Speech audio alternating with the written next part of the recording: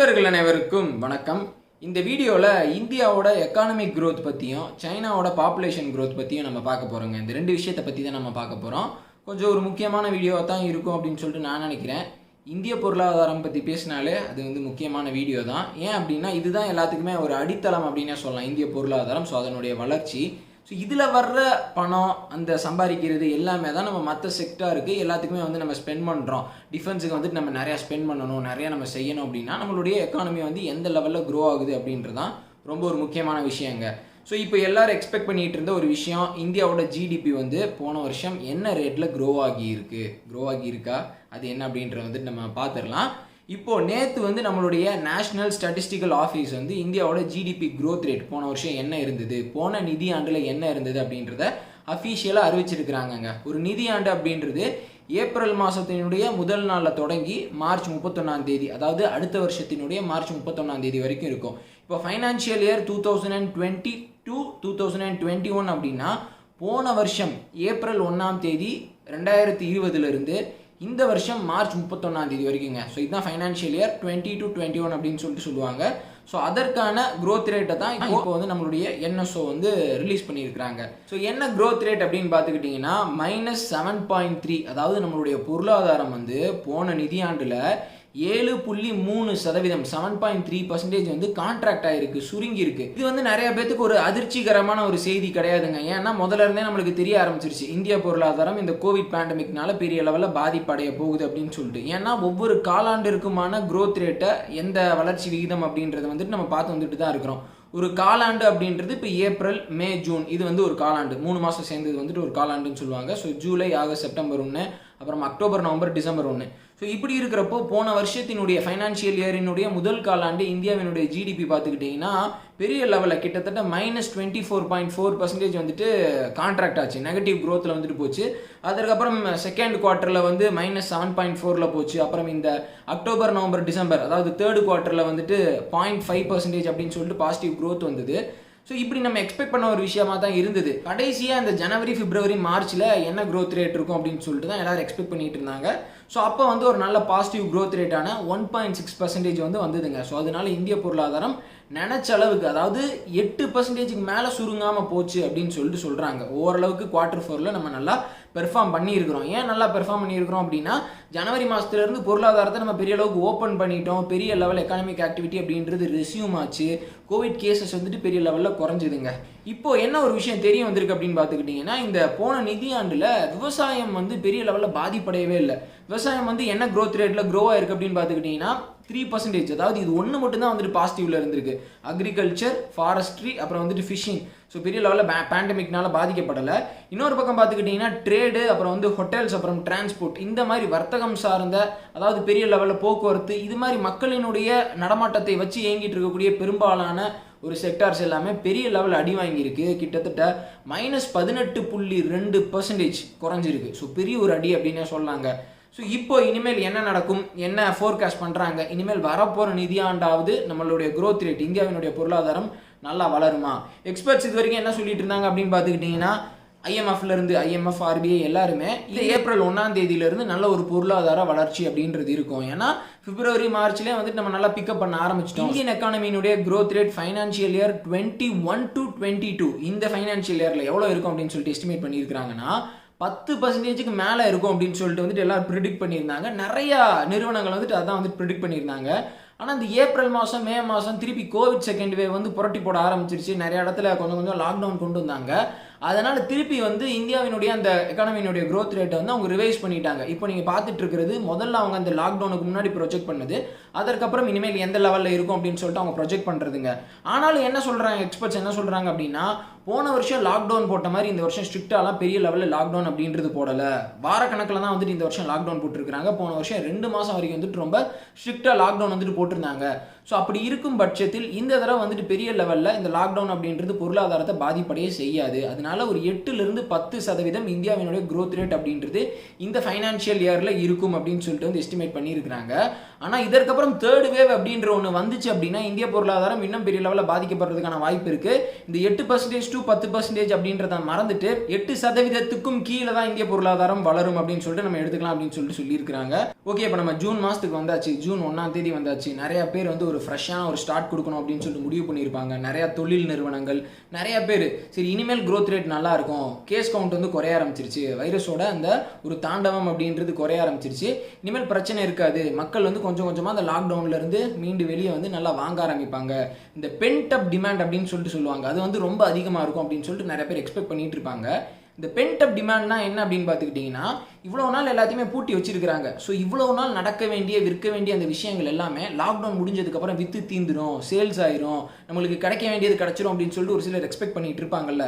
So அது வந்து நினச்சபடி நடக்காது அப்படின்னு சொல்லிட்டு குவான்டிகோ ரிசர்ச் அப்படின்ற ஒரு நிறுவனம் சொல்லியிருக்கிறாங்க. அவங்க என்ன சொல்லியிருக்காங்க அப்படின்னு பார்த்துக்கிட்டிங்கன்னா, நிறைய மக்களுக்கு வந்து வருமானம் அப்படின்றது இல்லை. இந்த லாக்டவுனால தொடர்ச்சியாக வந்து அவங்களுடைய பொருளாதார சூழ்நிலை அப்படின்றது கொஞ்சம் நெருக்கடியான ஒரு நிலையில தான் இருக்குது. ஸோ அப்படி இருக்கிறப்போ இந்த ஜூன் மாதத்துலேருந்து இந்த பென்ட் அப் டிமாண்ட் அப்படின்றது பெரிய லெவலில் வருமா அப்படின்னு பார்த்தா நினச்ச லெவலில் வராது. யாரும் பெருசாக ஸ்பெண்ட் பண்ண மாட்டாங்க, பணத்தை செலவழிக்க மாட்டாங்க. பணத்தை செலவழிச்சா தான் பெரிய லெவலில் சேல்ஸ் அப்படின்றது ஆகும், பூஸ்டப் அப்படின்றது வந்துட்டு ஆகும். ஆனால் அது நடக்கிறதுக்கு வாய்ப்பு கம்மி அப்படின்னு சொல்லிட்டு சொல்கிறாங்க. இது வந்து ஒரு இன்ஃபர்மேஷனாக நான் உங்கள்கிட்ட சொல்கிறேன். இந்திய பொருளாதாரத்தில் இப்போ என்ன நடந்துட்டு இருக்கு அப்படின்றத சிம்பிளாக நான் உங்களுக்கு இந்த ஒரு விஷயத்தை சொல்லி நான் புரிய வச்சிடுறேன். என்ன அப்படின்னா, இப்போ போன வருஷம் வந்து நம்மளுடைய பொருளாதாரம் வந்து பெரிய லெவலில் பாதிப்படைஞ்சுது. கவர்மெண்ட் வந்து பெருசாக ஃபீல் பண்ணி வந்துட்டு இருக்கிறாங்க, ஐயோ நெகட்டிவ் க்ரோத்தில் போயிடுச்சு, வரலாறு காணாத அளவுக்கு வந்துட்டு பாதிப்படைஞ்சிருச்சு அப்படின்னு சொல்லிட்டு. ஆனால் கொஞ்சம் கொஞ்சமாக அந்த வைரஸ்லேருந்து மீண்டு வந்து இந்த மார்ச் ஏப்ரல் மாதம் நம்மளுடைய பிஸ்னஸ் அப்படின்றது நல்லா க்ரோ ஆக ஆரம்பிக்குது அப்படின்னு சொல்லிட்டு கவர்மெண்ட் ஃபீல் பண்ணுறாங்க.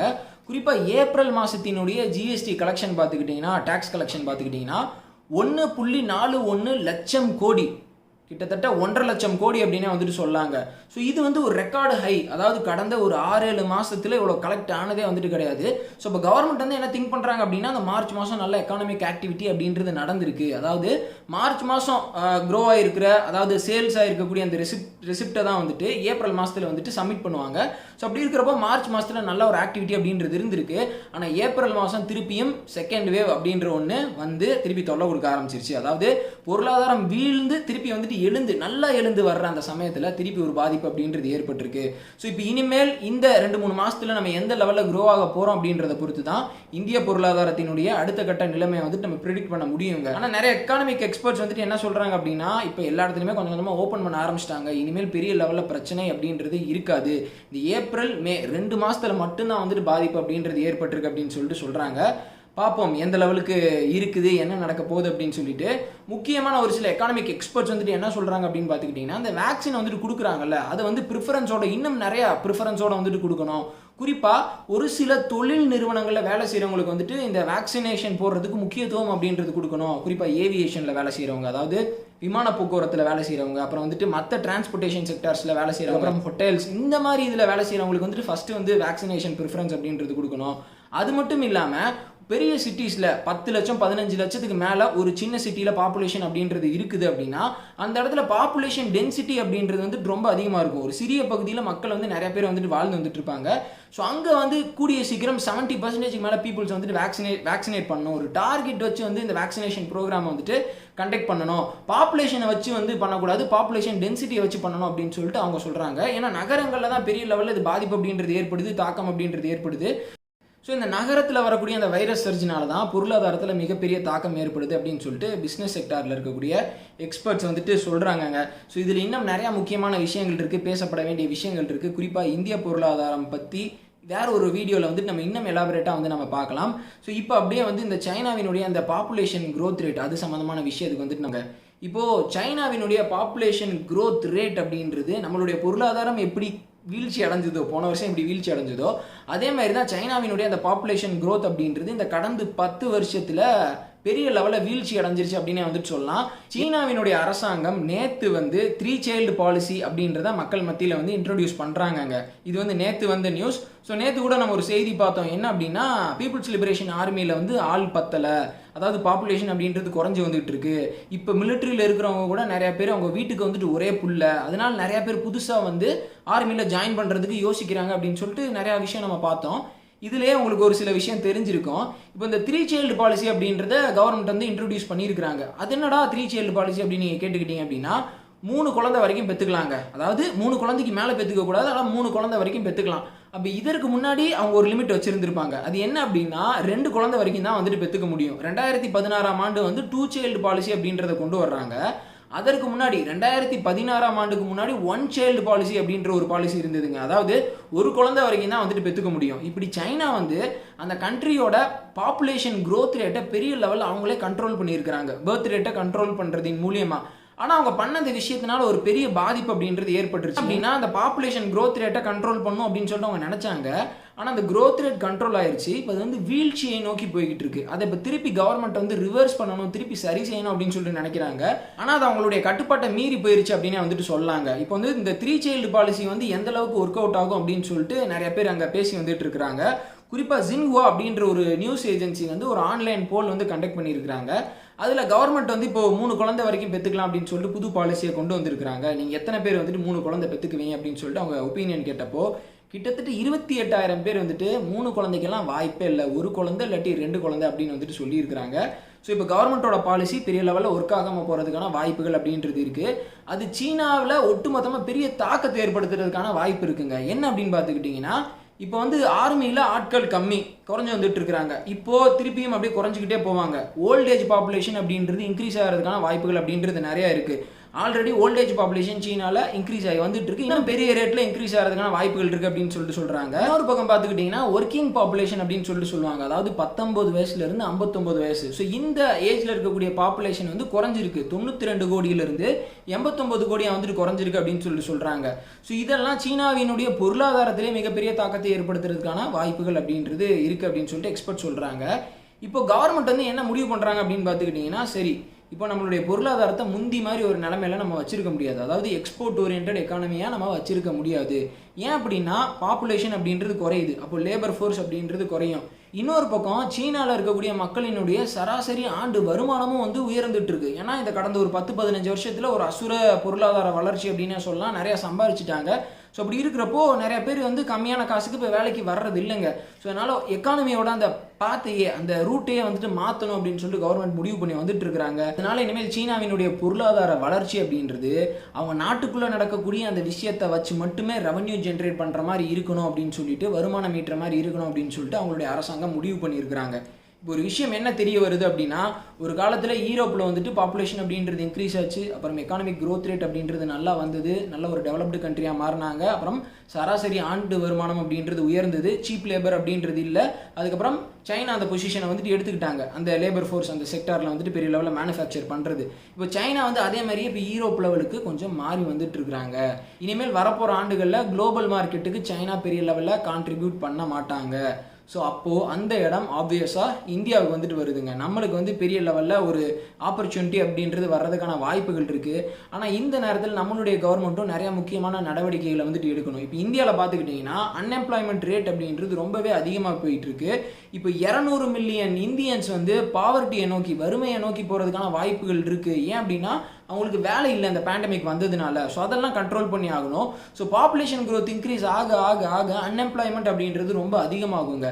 இப்போ இந்தியாவினுடைய பாப்புலேஷன் வந்து 2025ஆம் ஆண்டு சீனாவோட பாப்புலேஷனை ஓவர்டேக் பண்ணோம் அப்படின்னு சொல்லிட்டு சொல்லியிருக்கிறாங்க. இப்போ இந்தியாவோட பாப்புலேஷன் வந்து 138 கோடி. இந்த 2021ஆம் ஆண்டு வந்து சென்சஸ் எடுத்திருக்கணும். அது இந்த கோவிட் பேண்டமிக் வந்ததுனால நம்ம இன்னும் எடுக்கல, அடுத்த வருஷம் வந்துட்டு எடுத்துருவாங்க அப்படின்னு சொல்லிட்டு சொல்கிறாங்க. ஸோ அப்போ வந்து இன்னும் ரொம்ப தெளிவான ஒரு டேட்டா வந்துட்டு தெரியும். சீனாவினுடைய பாப்புலேஷன் பார்த்துக்கிட்டிங்கன்னா 2020 வந்து அந்த லேட்டஸ்ட் அப்டேட் வந்து இந்த பாப்புலேஷன் சென்சஸில் வந்து அப்டேட் வந்துட்டு 141 கோடி. ஸோ இந்தியாவோட ஒரு 3 கோடி அதிகம் அப்படின்னே சொல்லாங்க. ஆனால் 2025 இந்தியா வந்து சீனா வந்துட்டு ஓவர்டேக் பண்ணுவாங்க, பாப்புலேஷன் வைஸ் ஓவர்டேக் பண்ணுவாங்க அப்படின்னு சொல்லிட்டு சொல்கிறாங்க. 2050 இந்தியாவினுடைய பாப்புலேஷன் வந்துட்டு ரொம்பவே அதிகமாக இருக்கும், 150 கோடியும் தாண்டி ரொம்ப அதிகமாக இருக்கும் அப்படின்னு சொல்லிட்டு சொல்கிறாங்க. ஸோ இதெல்லாம் இந்தியா வந்து கண்ட்ரோல் பண்ணி ஆகணும். ஸோ சைனா மாதிரி ஒரு 2 சைல்டு பாலிசி 3 சைல்டு பாலிசி அப்படின்றது கூட வந்துட்டு இந்தியா கொண்டு வர தேவையில்லை. 2 குழந்தைக்கு மேலே பெற்றுக்கிட்டா கவர்மெண்ட் ஜாபில் மற்ற சலுகைகளில் வந்துட்டு முன்னுரிமை வழங்கப்படாது அப்படின்னு சொல்லிட்டு ஒரு லேசான ஒரு சட்டத்திட்டத்தை இந்தியா போட்டாலே வந்துட்டு போதும்.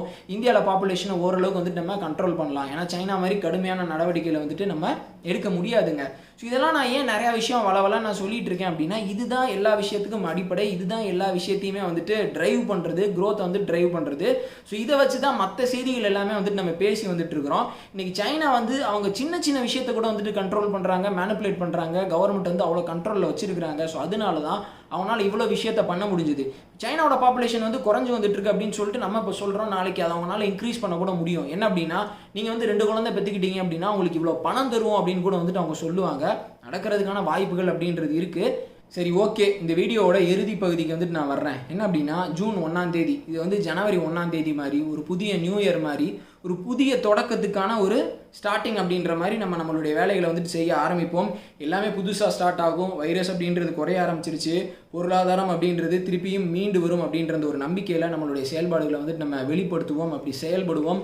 இதை சொல்லி இந்த வீடியோ வந்துட்டு நான் முடிச்சுக்கிறேன். கண்டிப்பாக இந்திய பொருளாதாரம் மீண்டு வரும், நம்மளுடைய பாப்புலேஷன் கண்ட்ரோலில் இருக்கும். கண்டிப்பாக 2025 ஒரு நல்ல பொசிஷனில் நம்ம இருப்போம் அப்படின்றத வந்துட்டு நம்ம நம்பலாம். அது நடக்கும். வீடியோ பார்த்தமைக்கு ரொம்ப நன்றி. நான் இந்த வீடியோவில் சொன்ன விஷயங்கள் யூஸ்ஃபுல்லாக இருந்தது அப்படின்னா மறக்காமல் உங்களுடைய ஃப்ரெண்ட்ஸ்க்கு வந்துட்டு ஷேர் பண்ணுங்கள். இந்த மாதத்தை ஒரு பாசிட்டிவ் வைப்போட நல்லா எனர்ஜெட்டிக்காக ஸ்டார்ட் பண்ணுங்கள். கண்டிப்பாக நீங்கள் நினச்சதெல்லாம் நடக்கும். வீடியோ சோஷியல் மீடியா லிங்க்ஸ் வந்து டிஸ்கிரிப்ஷன்லையும் கமெண்ட் செக்ஷன்லையும் கொடுத்துருக்கிறேன். ஃபாலோ பண்ணுங்கள். ஜெய்ஹிந்த்.